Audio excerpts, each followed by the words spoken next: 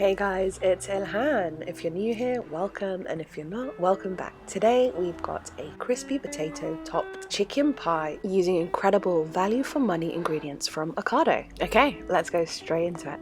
Today we're doing something different, and I thought I'd bring you along onto my online food shop.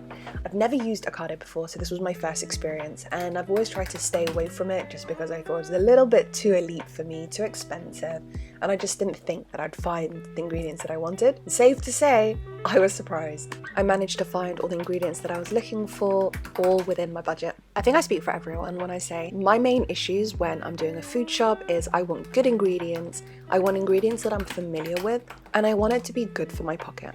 And genuinely speaking, and I think a lot of you guys can agree with me too, is that Ocado isn't the first thing that you guys would think when it comes to that.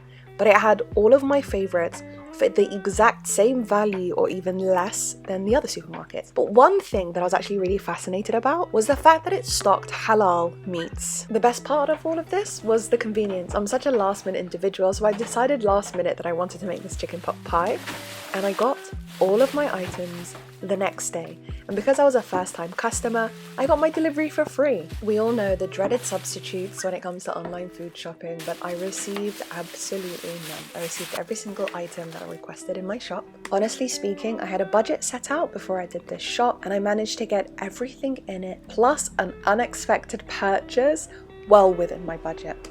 I still can't get over the value as well as the range. They've got an incredible range of their own products, and the unexpected item was this entire piece of salmon for £10. I've never purchased anything that cheap, and you can also return all the bags and get your money back. Okay, let's get started on that chicken pot pie that I promised to show you. I'll leave the exact measurements in the description below, but all you want to do is heat up some oil, add some chicken, some spices and some bay leaves, and just heat that up until the chicken is semi-cooked. The chicken's going to continue cooking in the oven, so we're just looking for some good colour. And then we're going to add some onion, leek and some parsnips, and you're just going to cook that down until it is all really soft. Random fact, but for some reason I'm not much of a leek fan, but when it comes to chicken pie, I think it just adds just an intense depth of flavour. Then I've added some roasted garlic. I always have some roasted garlic in my fridge. Some mushrooms. I'm just pouring in some vegetable stock. I've added a tablespoon of vegetable gravy. I think it just adds a nice thickness to it and some flavour. Some creme fraiche mixed with Dijon mustard. And we're not trying to cook anything down here. We're literally just trying to mix it really well. Once you have everything mixed really well like this, you want to then transfer it to an oven-proof dish.